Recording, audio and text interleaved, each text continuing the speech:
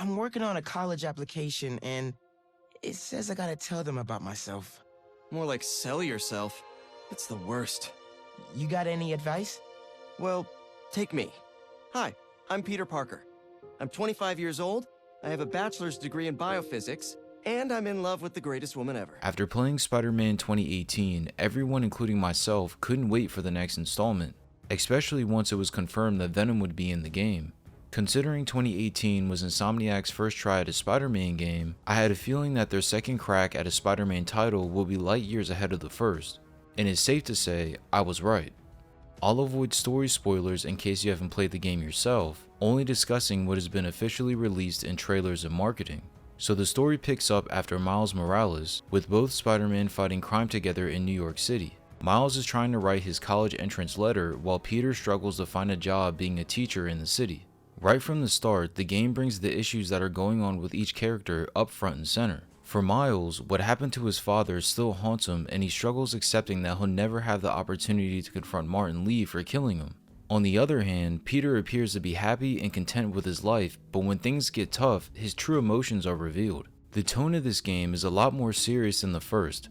Not saying the first wasn't serious, but this one just takes it up a level. You can see the impact that the events have on each character and how they react to those moments end up shaping the rest of the story. Since you know that Venom is in the game, you could probably imagine how the symbiote affects not only Peter, but the others around him. If you're a Spider-Man fan, then you know that the symbiote affects the host's emotions, changing their mood and making them extremely aggressive. The story did a great job at understanding why the characters feel the way they do after getting in contact with the symbiote. There is so much emotion displayed by everyone, and the symbiote only heightens their feelings, making it clear why they're acting the way they do.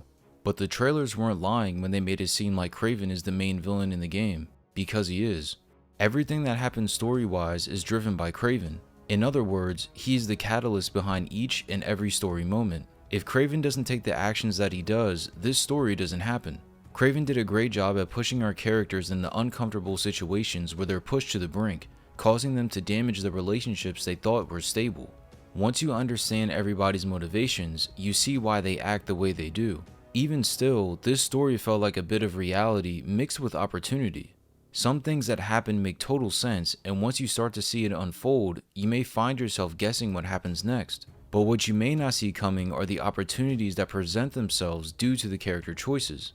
As I mentioned before, emotion drives everyone into making their own decisions, but because of this, new and dangerous situations arise as a result. Even though the story is great, it's not perfect. The pacing is solid, but I think it could have been even better. After the beginning, which is very fast-paced and action-packed, the game slows down a bit and then ramps up to insane levels by the end.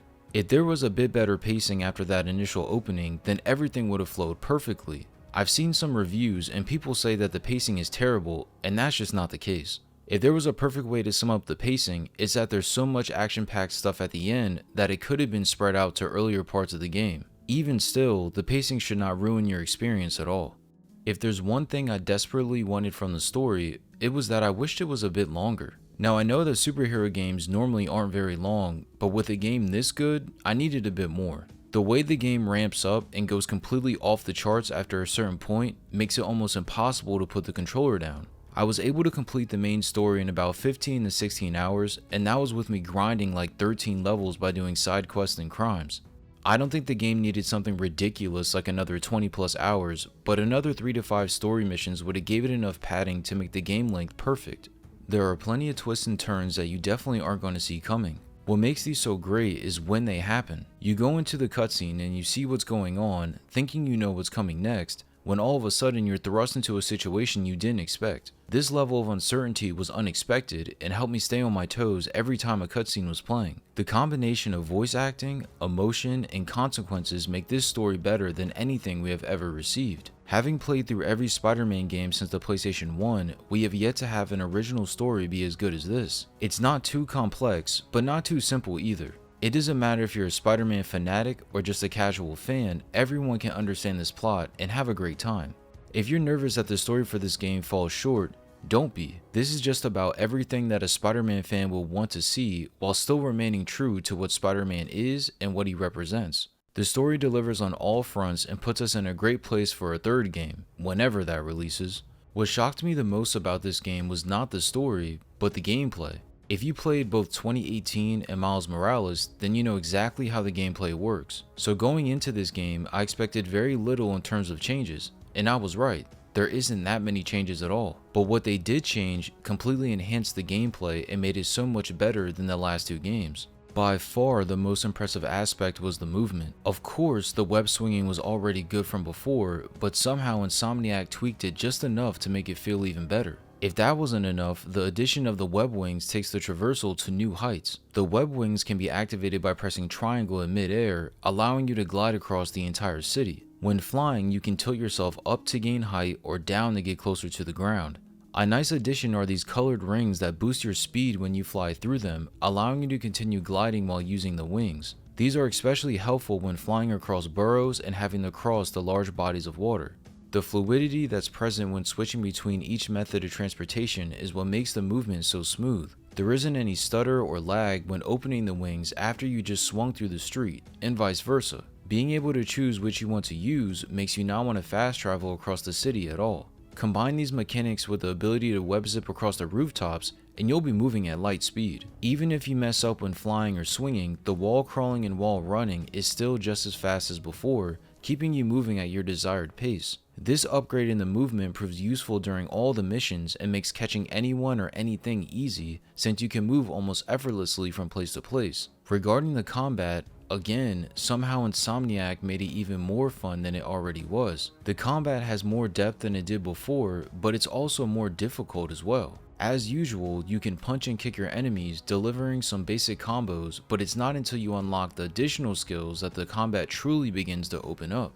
There's a skill tree in the menu that has skills for Peter, Miles, and skills that can be used by both of them. Once you unlock these, you can perform notable moves like web yanks and enemy pulls to gain the upper hand on your enemies. When I mentioned that the combat had depth, it's regarding the moveset for each Spider-Man. The moves that Peter and Miles can do are the same to some degree, but a lot of things only one of them can do and the other cannot. These come in the form of abilities that are tied to Miles' bioelectricity powers or Peter's symbiote abilities. When you finally obtain these abilities, you can figure out what works best with each enemy and when to use them. But that's only the beginning, because once you get a handle on your favorite combos to perform, you can chain together those moves and add an ability on top of that. So if you're Peter and perform a combo that's 4 to 5 button combinations, you can add a symbiote ability to end it off or use that in addition to more combos. And we haven't even talked about the gadgets yet. Unlike the last game, there isn't a slew of gadgets to choose from, but this time around there's a handful that each serve a specific purpose.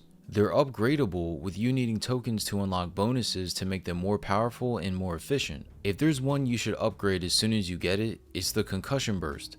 Trust me, it'll help you later on. But how do the gadgets relate to the combat? Like I just mentioned, you can chain combos together to perform devastating moves on both normal enemies and bosses. Once you have enough gadgets, you can throw in multiple gadget attacks as well, extending the combo even further. So let me give you an example. You're playing as Peter and perform 4 basic attacks. You then can use a symbiote ability followed up by a gadget attack, all which will hit the enemy.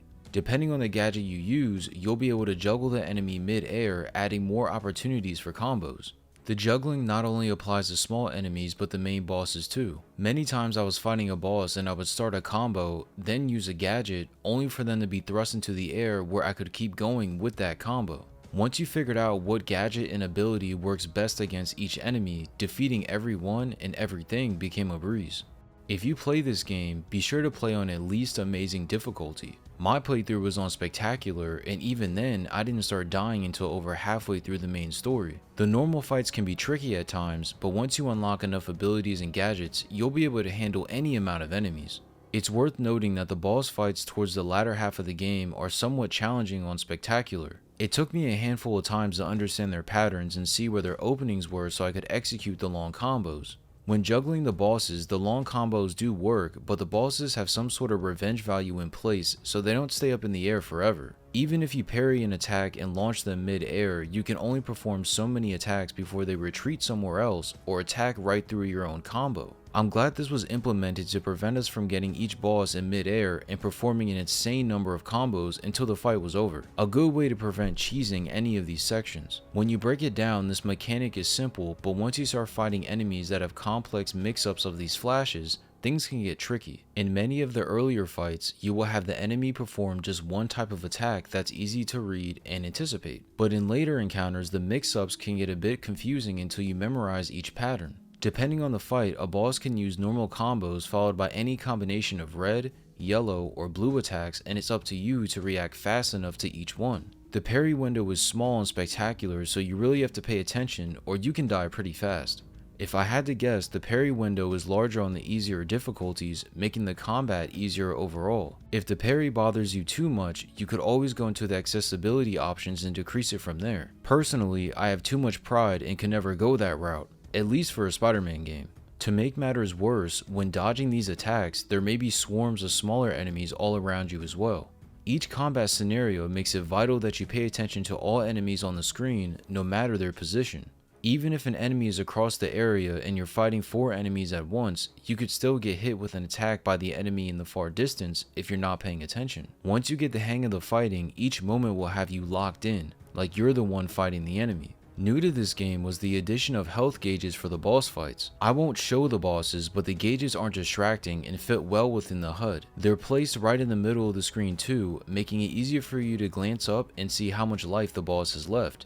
To separate the phases, there's circles in the top left corner underneath each bar, letting you know how many phases you have to go until the fight's over or until you move on to the next phase. This will help you when getting deep into the fight and forgetting which part you're actually on. Regarding the actual boss fights themselves, I'd say they're better than the last games and are a lot more difficult. Because this game makes you earn a full bar of focus to heal instead of a partial bar, you can't keep constantly healing whenever you want, forcing you to chain together hits on the boss to fill up the meter. Having to fill up the meter makes it imperative that you learn the boss's patterns so you can dodge or parry attacks and heal yourself. In the last game this wasn't the case, as hitting the enemy just once would give you some meters so you could heal and prevent getting knocked out.